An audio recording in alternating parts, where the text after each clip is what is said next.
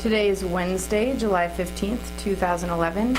My name is Caitlin McKenna, and I'm here with Sherry Kenyon, who is the fire safety educator for Boulder Fire Rescue in Boulder since 1998. Before that, she was the director of the American Red Cross for Boulder County since 1989, and she's lived in Boulder County since 1969. This is an interview for the Maria Rogers Oral History Program. Sherry, could you tell me where and when you were born? Oh, I was born in 1951 in Elgin, Illinois. Can you tell me a little bit about your family growing up? I grew up on a farm outside of Elgin, and I had lots of older sisters and a brother. And we had lots of animals and big gardens and lots of fun. And we spent summers up in what's now Voyageurs National Park, which is a string of lakes on the Minnesota-Canadian border. So summers spent fishing, swimming, boating, camping. It was awesome. And what did your parents do? My dad was an electrical engineer in Chicago, plus he raised cattle on our farm. And my mom was actually a telephone operator when you used to have to plug in the telephone lines to make connections. Oh, and then she raised all of us and had her gardens. And could you tell me a little bit about coming to Boulder?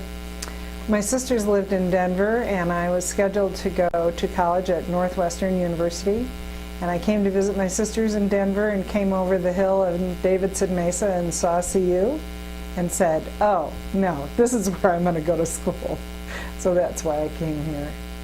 And what year did you start at CU? 1969. And what did you study? History. And then I got my BA in history and a secondary level teaching certificate. So my first career was I taught high school.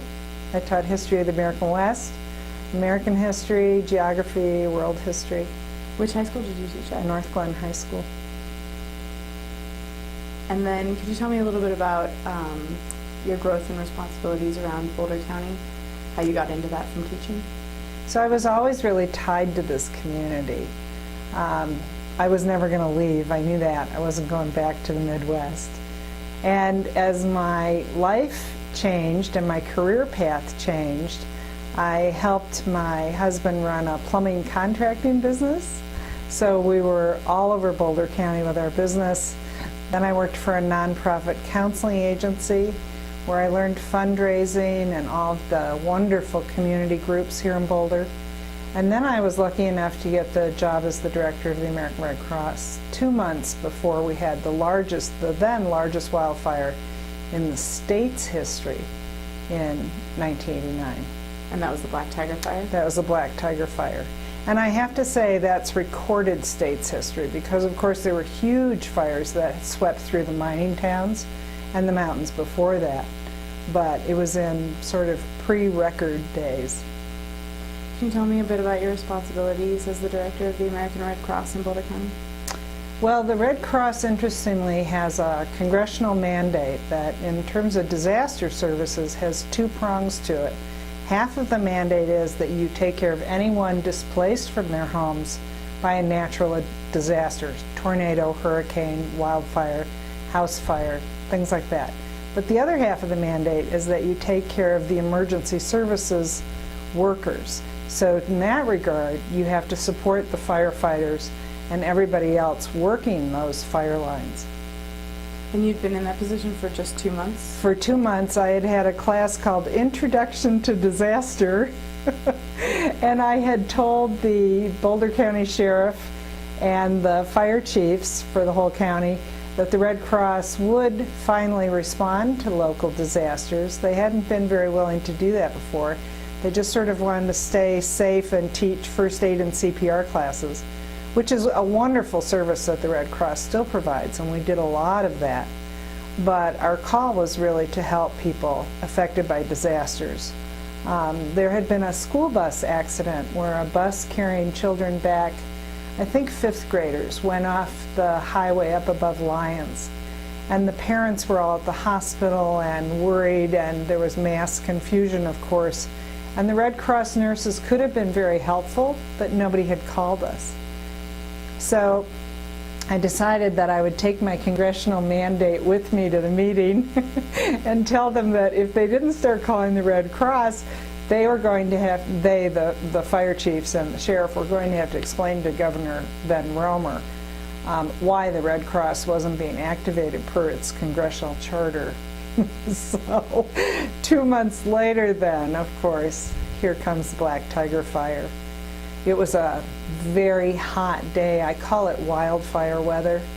We all sort of get spooky about that when it's been really hot and really dry and the wind's blowing and the sky's a funny color and you just can almost feel it, that something, you know, it's just conditions are so ripe and it could just happen. I was reading Clara Barton's biography. This is really a true story. In my backyard, when I looked up in the sky, was this weird color pink. I lived up on Mapleton Hill at the time. And then the phone started ringing. Of course, we didn't have pagers and things in those days. So I went to my Red Cross office where most of the volunteers were actually based at our office in Longmont. We had 2 buildings then. And I thought, well, I don't know what I'm doing, so they'll put me to work answering the phones or something, you know, I'll try and be useful. And in fact, they needed a driver for the Red Cross Suburban to go take water and Gatorade because the sheriff was calling to say, can you help us? We need hydration for the firefighters. So while half of the volunteers were opening a shelter here in town for people evacuated by the wildfire, the rest of us, I drove up the mountain with a retired colonel who I don't think I would have done it if it hadn't been for Colonel Strait, who just said, just keep driving. So we drove into this wildfire. For some reason, I had grabbed some cotton bandanas when I left the house, so we put water on those and wrapped them around our faces so we could breathe. And we got water and Gatorade to the firefighters who were fighting fire in their neighbors' houses after they'd lost their own. They were right along the road, so we could get water and Gatorade to them to try and keep them going a little bit longer. But in the first 5 hours of that fire, we lost all 54 structures. So the wind was just roaring. I've never seen anything like it. These days, the Red Cross could never be allowed behind the lines. But we were very fortunate, and it was our first big fire as a county, and all the resources were stretched to the max. I mean, traditionally, volunteer firefighters, the wives would be the auxiliary for the fire department. So they would take care of the feeding and all of those things when there was a house fire. Well, this thing was too huge and everybody had to evacuate. It was the scariest thing I have ever experienced, but we kept going. You know, it was just people needed us. We still had supplies. That was our job. So we did it. And I learned so much. I learned about courage. I learned about the volunteer, I still get emotional about it, sorry, about the volunteer firefighters, how committed they were. It was awesome. And then the Red Cross volunteers came from all over the state, so for a whole week we had a Suburban on the mountain feeding, we had one in our parking lot being stocked, we had one coming down the mountain and another one going up, because when the National Forest Service comes in, it's wonderful. They bring in those huge trucks and all the supplies and the shower trucks and the camping trucks and everything. But if you're working a fire line and can't get to the trucks and can't get to your base camp, then they depended on the Red Cross vehicles just to be at the end of the road when they'd hike out from doing their fire lines. So it was interesting because we finally switched from donuts to bagels because we were thinking, well, that's a bit healthier. And some of our Native American hotshot crews said, you know, what's a bagel? So this is so many years ago, and I said, well, welcome to New York and Boulder County. But anyway, we did it. We did it for a whole week, and it was a phenomenal effort. But this community is just so generous and wonderful. Every fire that we had after that, and then a couple years later there was the fire around Thanksgiving time, which was the original old stage fire. We lost 10 homes in that one. And everybody just comes out of the woodwork trying to help, wanting to volunteer. It was hard to turn them away if they weren't trained. But they would come back and learn how to be a Red Cross volunteer, so that was good. Did you deal with those people who had lost their homes as Oh, well yeah. as the Every firefighters? single family. I still know their names. I know where they lived. Some of them were able to rebuild. A lot of the houses in our mountains, I think this is interesting and people should know this, are underinsured or not insured at all, at least in 1989. Many of these houses had been built on old mining claims that had been passed down through the families. And people just started building cabins, and then they added on, and then it became a house, and they never had a mortgage, so they never had to have insurance. So it wiped them out. And the Red Cross mandate is to restore people to the situation as it was before the disaster, whatever that was. So we could do all kinds of wonderful things for them. Some of them didn't want to be known by the electric companies, so we bought them propane refrigerators because they had propane refrigerators to start with. They didn't want any bills and things like that. A lot of them that lost both their houses and their garages and outbuildings, we had shovels and big screens and sieves made for them to sort through the ashes to try and find coins or jewelry or you know, little things. And then the looters came and took their rakes and shovels and wheelbarrows and things. So they had, because they had no outbuilding to store things. It was horrid. We've learned so much. It's not like that now. Now we can pretty well keep looters out. Technology has really helped with that, surveillance too. But anyway, so we bought them tough sheds, those big, you know, portable, well, they're not so portable, but, and some people, quite frankly, ended up living in them for a while because it was handy for them while they rebuilt their houses. So if you drive Sugarloaf now and you see the tough sheds here and there, that's how you know. Those folks lost everything. There were a few houses who had mitigated, who had cleared the trees from around, who had defensible space. A few houses who had cisterns. All of the things now that we pretty much have implemented and take for granted in terms of wildfire mitigation, we hadn't had any of that. There hadn't been a fire since the mining days, which was 100 years earlier or more. So fire wasn't a known beast, if you will, in the hills. We'd gone a long time without a big fire. So from 1989 then to the present, we have really come a long way. And we all learned to work together. And by we, I mean all the volunteer fire departments, all the agencies, all the emergency management, arms, you know, all the divisions, because none of us have enough trucks, we don't have enough personnel, we don't have enough of anything, we don't have enough water sometimes. We have to pool our resources and work together. And that's what's put Boulder County on the map statewide since then.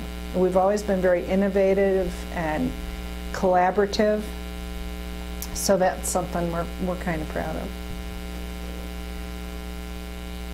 So the Black Tiger fire, would you say that it catalyzed a major change in emergency response in Boulder County?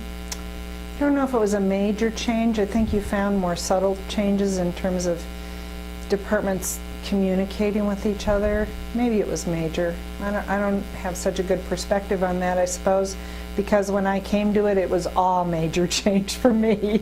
So I don't have any way to measure that, except that I know that our communications have gotten so much better, and we're just so much smarter about how we fight fire, how we protect firefighters, how we don't ever want to put a firefighter in the path of a fire because of a structure. You know, there's a value placed, a high value placed on people's lives over structure, land, property loss, things like that. And I think maybe if there was a major change, that's it. What other sorts of major events occurred while you were the director? Well, let's see. We had a huge blizzard and a huge storm shelter, and the roads closed down, and that was pretty interesting. And then, this is all in 1 year. We had the Loma Prieta earthquake in California, so we sent lots of volunteers and raised a lot of money for that. We had, was really unfortunate, a suicidal person chartered a small plane from the Boulder airport, and that's how he decided to commit suicide. And so that plane went down in an alley. I credit the pilot with that placement. He didn't take out a house. We didn't lose any lives on the ground. But of course he lost his life. So that was pretty significant because things like that didn't happen in Boulder, but it did. So that was pretty traumatic for people. Then we realized we were the highest flash flood hazard in the state. So that all started going then. We did a lot of emergency planning. The Red Cross, the way they run their shelters is they have agreements ahead of time, of course, with churches, schools. In this case, CU. I knew I had to get a shelter agreement with the University of Colorado for all their buildings, or as many as they could loan us, because if and when this major flood hits the city of Boulder, it will displace about 10,000 people in a heartbeat. So CU, it's on the hill, it's out of the floodplain, it has its own power plant, its own communications center, its own police department, its own emergency management group. That was the logical place for us to. It took 3 years for those agreements to come out of all the attorneys' offices and the regents and everybody. But now the University of Colorado is the designated shelter for the city of Boulder. So that was really good. So I think we all started planning better because we're human beings, and humans like to function in this world of sort of, I call it happy denial. It's not going to happen here. If it happens here, it's not going to be really bad. If it happens here, it won't affect me, it won't be my house. You know, that kind of thing. That's our defense mechanism. That's how we operate in the world. Otherwise, we'd be so scared, you know, we may never, none of us go out of the house. So I think we went through that denial phase. Okay, it can happen here. It does happen here. And then we had the second wildfire, and we had mudslides. So that's how I can see now, 20-some years later, oh my goodness, we've learned so many wonderful lessons. So now I teach a lot of flood and disaster preparedness, especially to our disabled populations and our seniors and our high-risk folks living along the creek and the drainages. We have 7 major drainages on the edge of Boulder, and now we're seeing today, July 15th, the effects of the rain in the 4-mile area. And what happens, just like we sat and watched the California news come out of California for so many years, the wildfire cycle and then the rains and then the mudslides, and then it just starts all over again.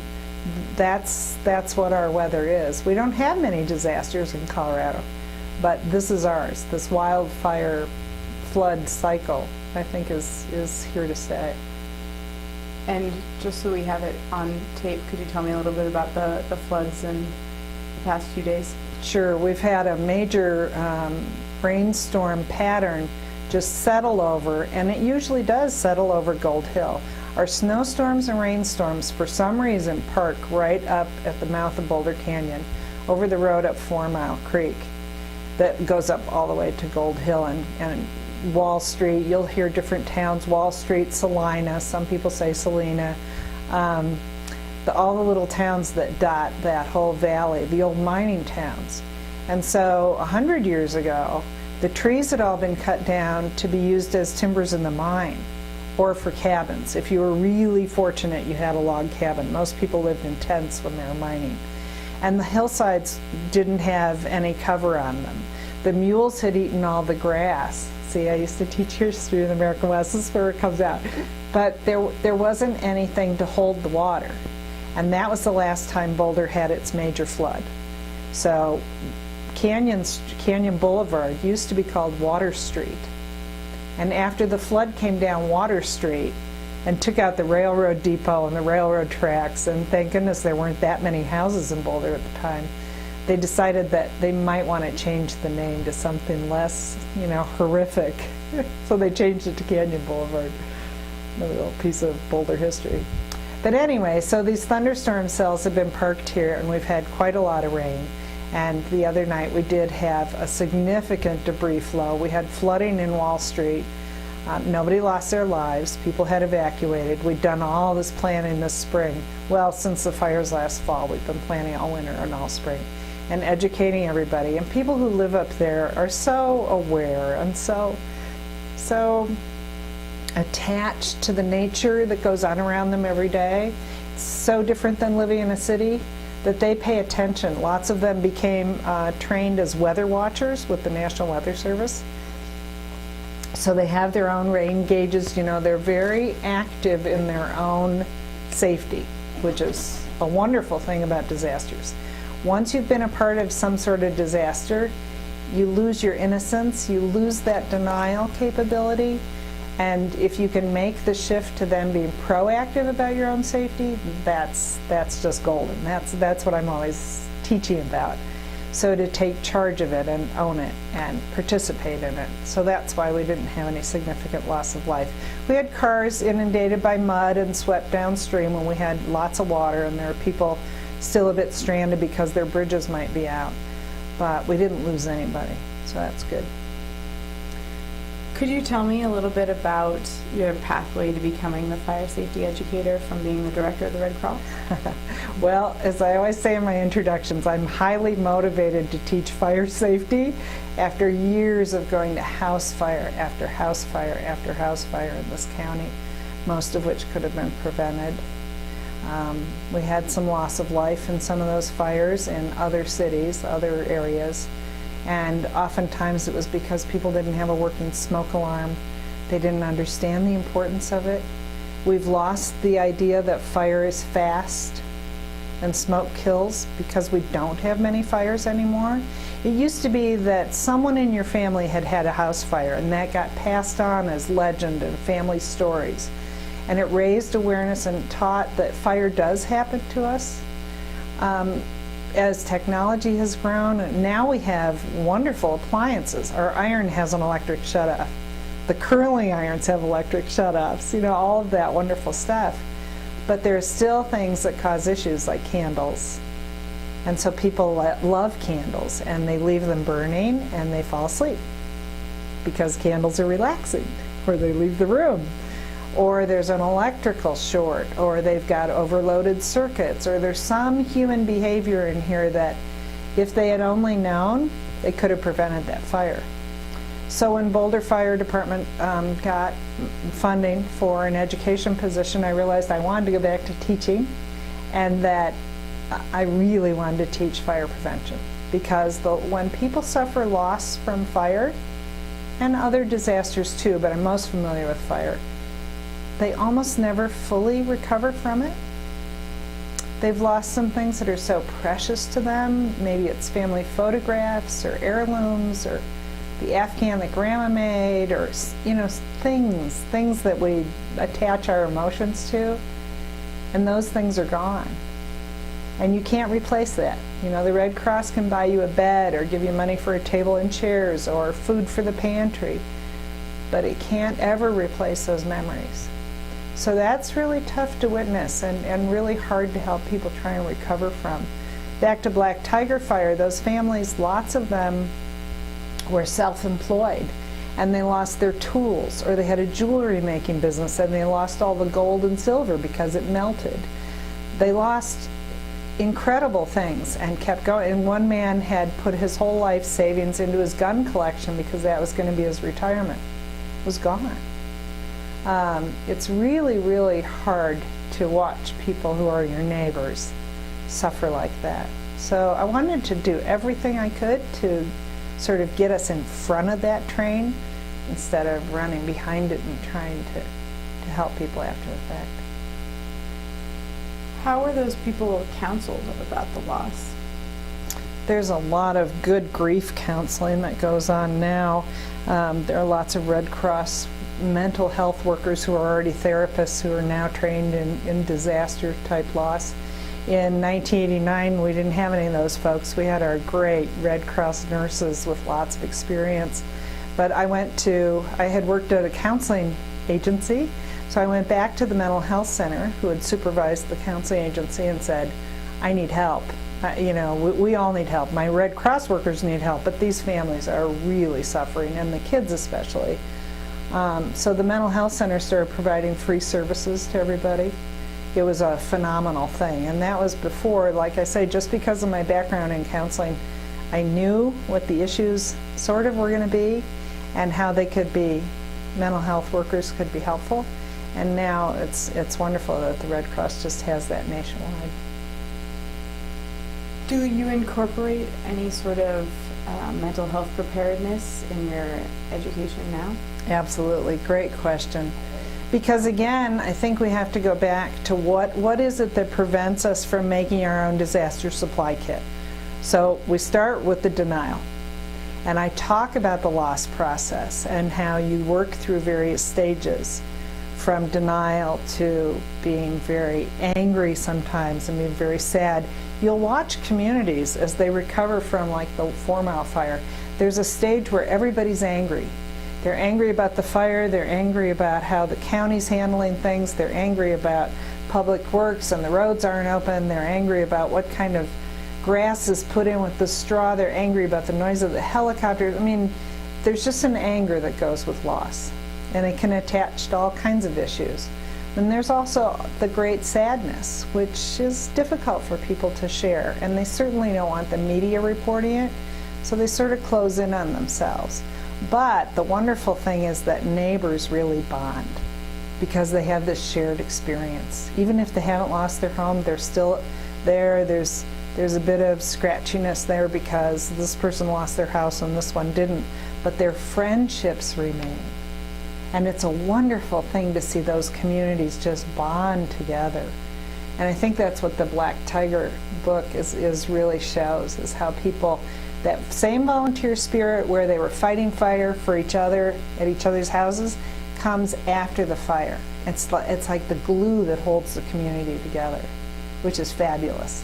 You know, you can't just create that. It's a shared bond, shared experience.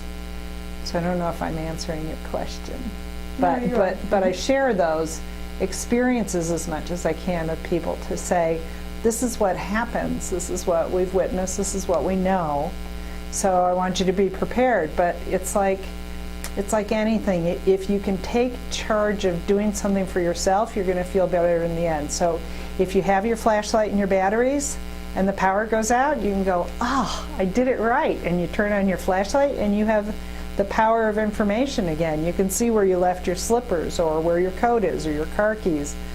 And that empowers people. So that's what I try and do psychologically. Or if you go and buy a couple cans of tuna fish to put extra in the closet, you know, because you don't have to heat it, but you have your can opener. You have your water. You can reassure yourself that you're going to be okay. If you lose power, if this happens, if this happens. I work a lot with the seniors and the disabled who need to have extra medicines. But some of those people, I tell them they're the safest people I know. They're used to facing obstacles every day. So I actually ask them to train the younger generations because they know how to stay safe and they've lived a long time and seen a lot. And for the disabled, they always have their extra batteries and extra oxygen and extra medicines because they know how to cope with obstacles. So I like to use them as great examples for people. And I think psychologically that's empowering too. You know, we can do this. And the one other thing I'll mention about the psychological aspect of disaster is that there's always been this myth about panic.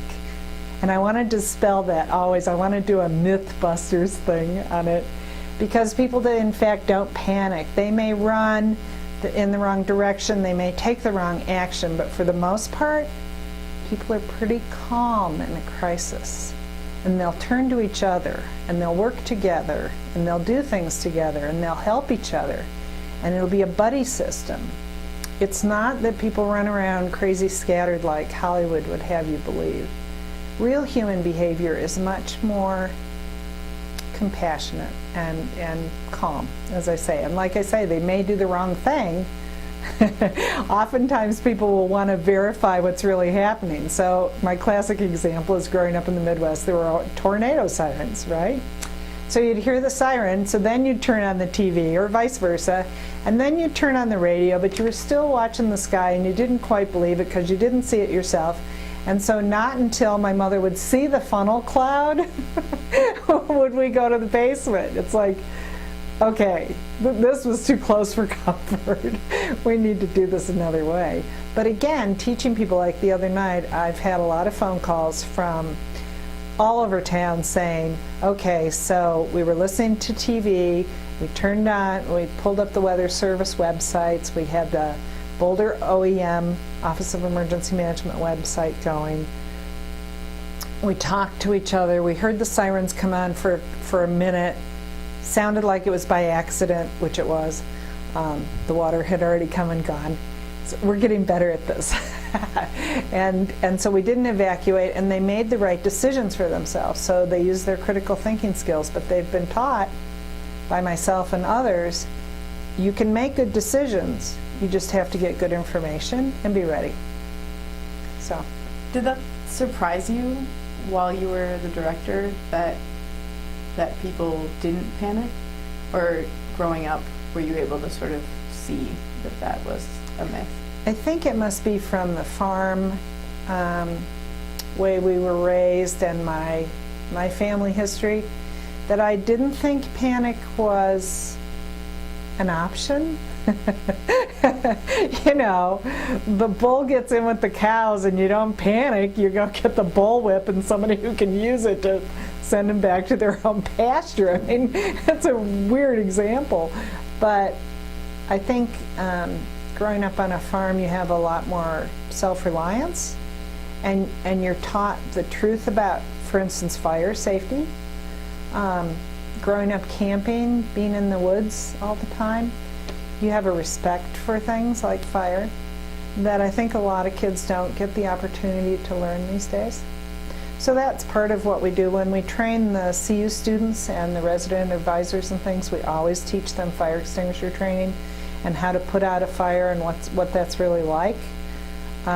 We teach them, we send them through theatrical smoke so that they can experience the disorientation that goes on when you can't see and things are not familiar to you and you don't know where you are, and now what am I going to do?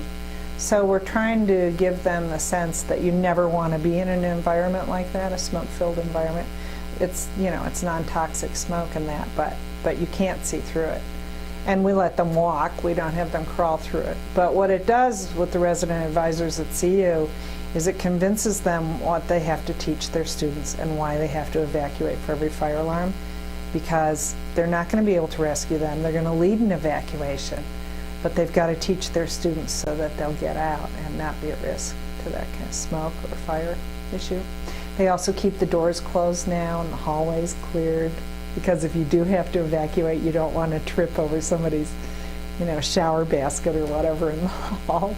So we try and bring the experience home, and maybe that's what I learned from the Red Cross too, is that the Red Cross volunteers in disaster and the firefighters were the ones who understood the aftermath of fire, like a house fire.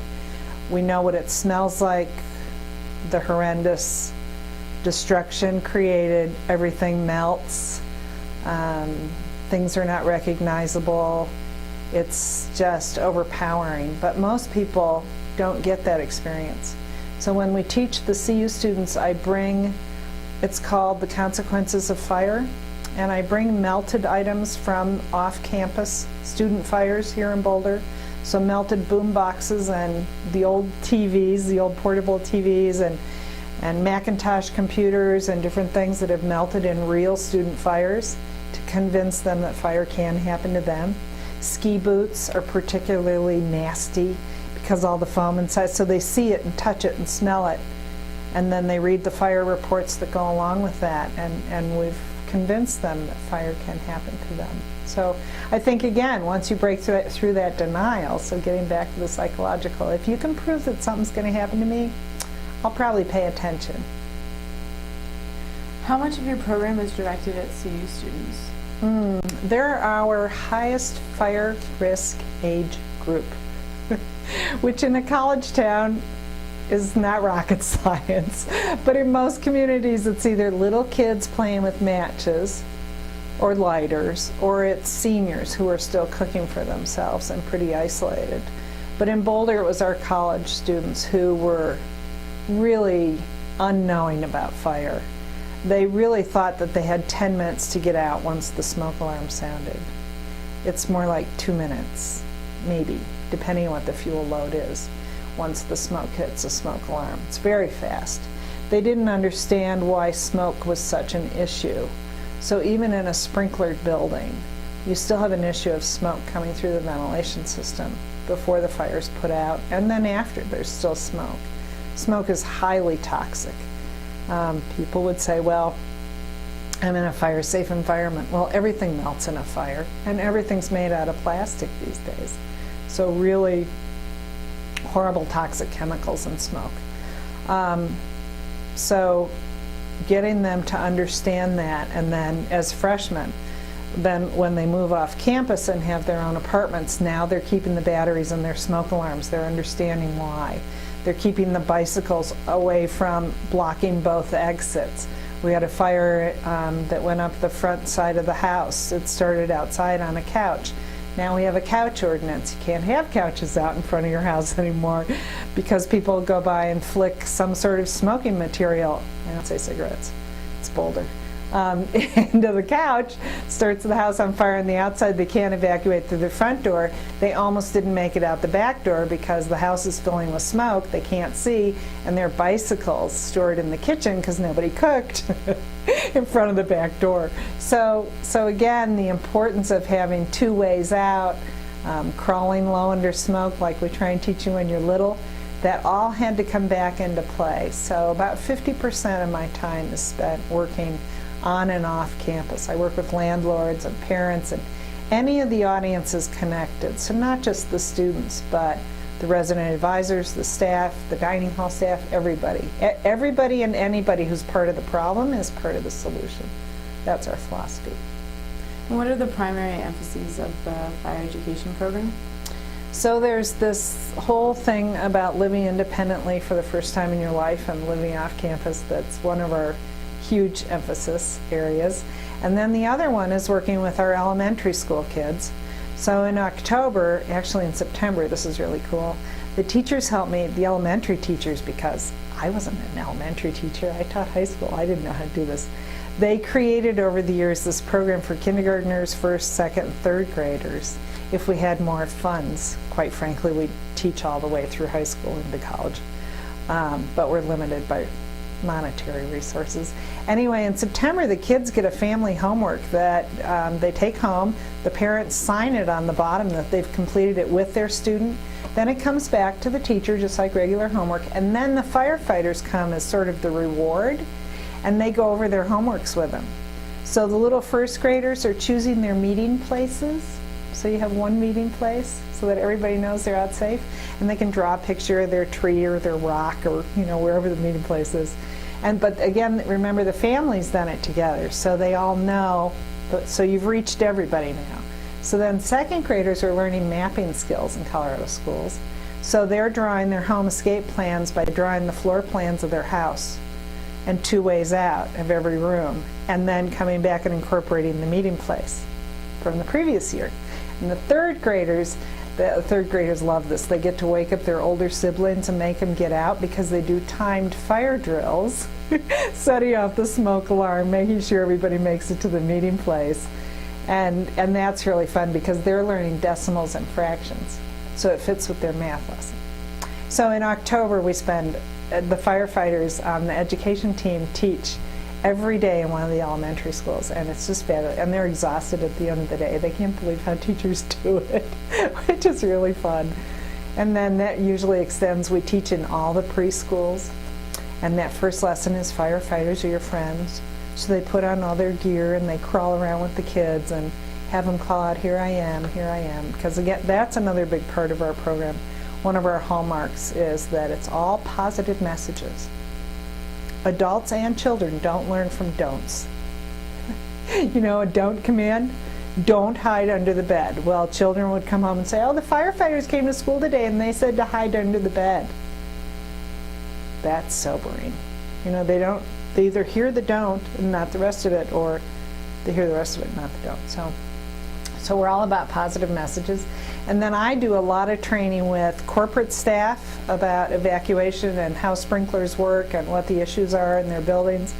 And then how to take that knowledge home. Of course, they don't probably have smoke alarms or sprinklers at home, they have smoke alarms. So to transfer that knowledge again, if you're going to learn it in the workplace, that's not where fires usually happen, they happen at home, so to make that applicable. We do a lot of training, as I say, with the disabled and the seniors. Those are our next high-risk populations. Sometimes they have a hard time with mobility issues, so that changes how they're going to make their safety plans. So we try and hit it all. And how many firefighters are associated with the education program? Well, we have 12, no, now we have 14 firefighters who are on the education specialty team. So they're the ones who get hired for overtime and teach on their days off. However, the engine companies all across town, once a day on average, one of my engine companies is teaching somewhere in town, which is pretty cool. So it really is part of their job. And I've trained them to teach different age levels and how people process information. So it's really neat. So we have both the active duty, on-duty engine companies where everybody teaches. Nobody's off the hook. It's expected as part of your job. When they made my position, they put it as a management position so that I would have sort of the authority that goes with that kind of rank. So it wouldn't be that I would have to ask them to do it. It's more that I put it on the calendar and then they have to go do it. Could you tell me a little bit about the history of the fire safety program and your development of the curriculum? Sure. It was like, oh wow, what do I do now when I got the job? And I think that I had really good relationships throughout the community, which was a wonderful foundation for me. So I could go to my friends who were elementary teachers that first October and say, uh-oh, now what do I do? And have them help me create that whole plan over years. At first, the teacher had to have the homeworks come back to her because it needed to be a teacher-to-teacher thing. It wasn't that the fire department wasn't liked, but they weren't going to do something just for the fire department. So we started small. We've started everything really small and built on it. I love pilot programs because then you get to work out the kinks and you celebrate your successes, and your failures aren't known by everybody until you get better. So we did a lot of pilot programs. We started with CU early on, and then it just sort of went from there. So was there no education program prior to you being hired? There was no education program. There were neighbors, coming to the fire stations and knocking on the doors and saying, could we have our birthday party here? We don't do birthday parties. As I say to parents, do you really want your little 4-year-old to hear the medical information that's coming over that radio in the station? It's really emergency services. Or they'd put a sticky note on the next shift's computer saying the Boy Scouts are going to be here for a station tour at 4 o'clock tomorrow. Good luck.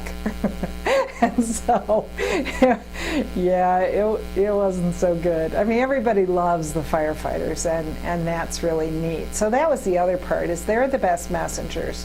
It wasn't going to be me doing the teaching. It needed to be them learning how to teach. I'm all about finding the best messenger. Like, for instance, at CU, if it's student to student, it's much more likely to be heard.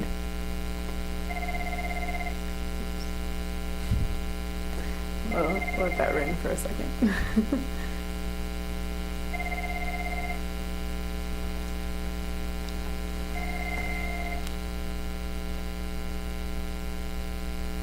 Oh. Is the fire safety education program tailored to Boulder's specific environment? It is, and it's really, it's sort of a misnomer because it's called fire safety, but as you heard, it's really disaster preparedness and flood preparedness too. It's really more safety education office. I hope that they change the name eventually. But because we're the #1 flash flood hazard site in the state, that really dictates the importance of teaching flood preparedness, for instance, in terms of fire safety, because we have so much rental housing and students living, again, independently off campus for the first time in their lives and not knowing about this. That changes what we teach.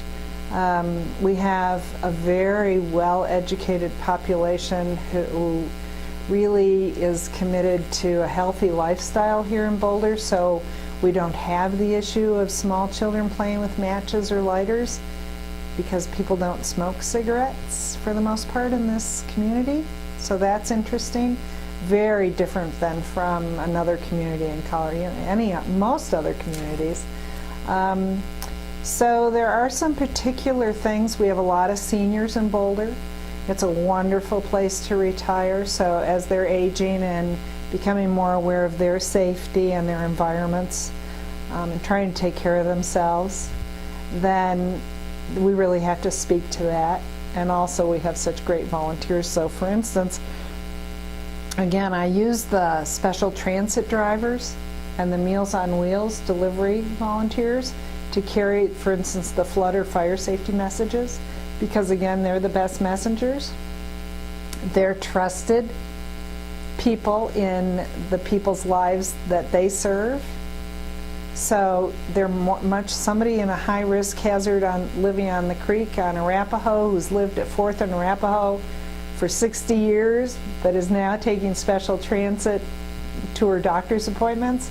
She's not going to listen to a government official saying you really need to have a flood plan, but she'll listen to that message carried by her special transit driver who comes once every 2 weeks that she just loves. So again, the best messenger, so in that way we tailor it too. Have you studied the history? I mean, you seem very well versed with the history of fire and flood in Boulder County. Could you tell me a little bit about that and maybe how that corresponds to the greater history of flood and fire in the American West? I think, again, the history of the American West with fire is really started with the mining camps. You know, they had kerosene lanterns, they had brass spittoons, people were pretty careful around horses and stables and knew that, but I think that the weather here and lightning and all of those factors that contribute to naturally occurring wildfires, that's been a huge history of the American West. The fire in San Francisco in the 1800s, I mean, it's sort of the lore of the West, and I think it's really integral to our history.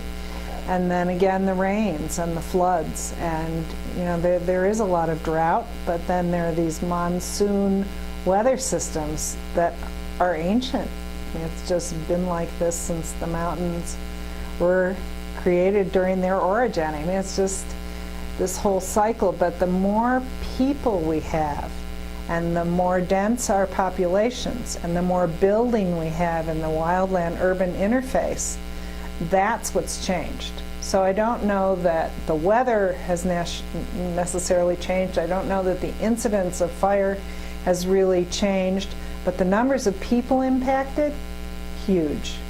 That's where you see it. So that's sort of my perspective on fire and flood in the West. And I don't know that, like I say, naturally occurring has changed much, but we're just impacting huge numbers of people now.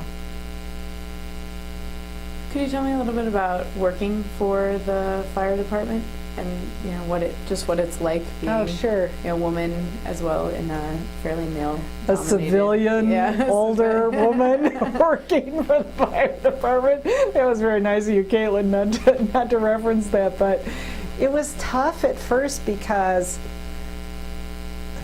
they really wanted me to come in and do all the teaching. And they didn't realize that I was going to turn the tables on them because the community wanted to see and hear them. They wanted to learn from their firefighters, not from me. So I think at first that was a little bit of a bitter pill for them to swallow. But they liked learning how to teach people and learning how to connect. So once we got sort of over that hump, it's been really great because the firefighters really don't want to see people suffer either. And while they love to fight fire, it's what they've trained to do, it's in their blood, it's in their psyche, they're just geared for it mentally, physically, they train for it all the time. It's what they're always ready for. They really understand that they don't want that to happen to fellow human beings. So I rely on that to help motivate them to teach. So that's been really, really, really neat to watch the firefighters in the community. Now they go to community block grant parties, or not block grant parties, but block parties and picnics, and they're always invited. And then when we go out for a vote and we need more support, all the neighbors are there because they understand what the firefighters do. So that was part of my job too, was a lot of the public relations and letting people know they're on for, in the old days, 24 hours at a time. Now it's 48-hour shift. Now our structural firefighters are trained to be wildland firefighters as well, which is wonderful.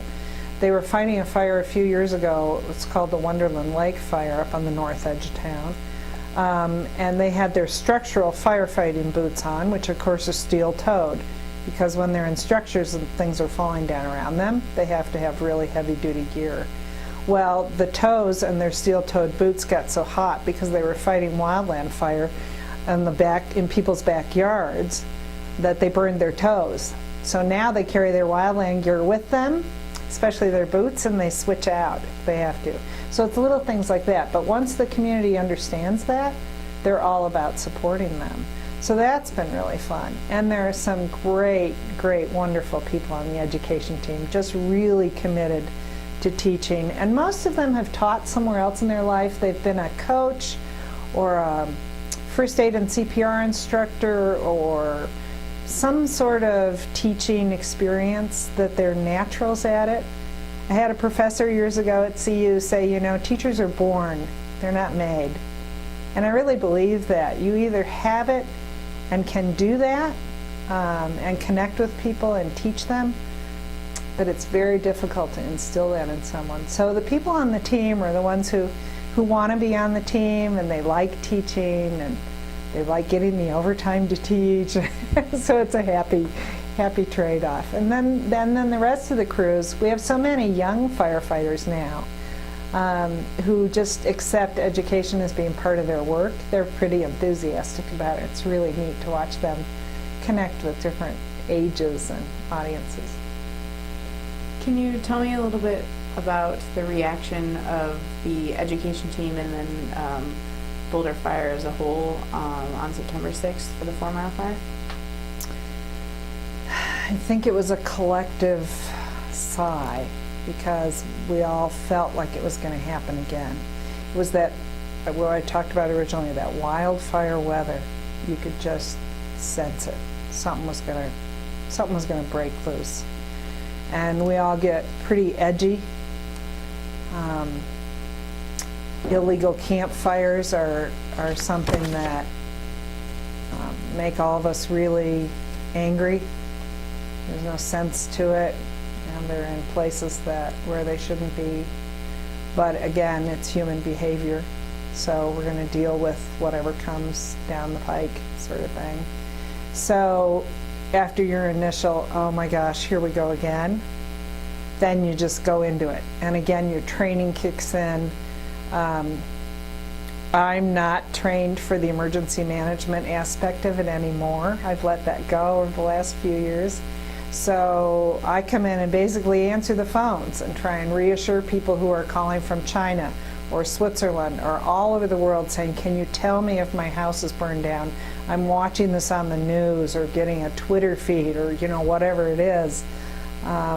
So again, that reassurance and training and the counseling and all of that comes into play. Everybody else has multiple roles when a wildfire hits. Even if it's not in the city of Boulder, we're always braced for it, which of course we have to be, so we're staging engines and personnel and calling in more personnel. It's pretty hectic around here, but everybody has their roles. Our admin staff are really critical in terms of record keeping, and they've taken extra training to be able to help on a higher level. So when the feds came in, the federal firefighting teams came in, it was awesome because we could pass on our administrative documentation that was in great shape and very clear and very complete and very accountable to them, and they were so impressed. So it's that kind of thing, I think, that has really changed over the years. That's where we've gotten really good at really crossing the T's and dotting the I's and making sure that we're ready, and having so many more people trained. So I think the other change has been depth of planning, contingency planning. That's why we have a wildland team, and hopefully they'll be, on all year someday, and everybody having their training and being ready to go. Did anything surprise you about that fire? Did anybody's reactions to it surprise you at all? I suppose this is when I know that it's time for me to retire. I wasn't very surprised. It wasn't that I was jaded or I didn't care or I wasn't compassionate, but I wasn't surprised anymore. I wasn't, and again, I was in a pretty removed position in terms of doing backup support, which I'm more than happy to do, and help in any way that I can. But it felt so familiar to me. Maybe that's what I want to say, is that, like I said, here we go again, that feeling that, oh my gosh, I wish we could always prevent this, and we're never going to be able to. And so then if I realized, okay, where's that coming from? Well, maybe I'm a little bit tired. Maybe I've given it all I could for the last 22 years, and maybe it's time to pass this on to somebody who's got energy and new ideas and all of that. So in an odd way, I'm glad you asked me that, because it was sort of like a message to me that it was okay and that it was probably time. Because very soon after that, I made my decision to retire. That's funny. Do you have any advice for the person who comes on next? Just want to pass on what a wonderful job this is. How awesome it feels to be able to give people the tools and the knowledge they need to be safe in their own lives. So many of the CU students, for instance, travel all over the world now, and I convince them to take a smoke alarm and a battery with them, just like you would take a travel clock. Now you guys all use your iPhones, but it used to be that you took these little clocks and had batteries for them.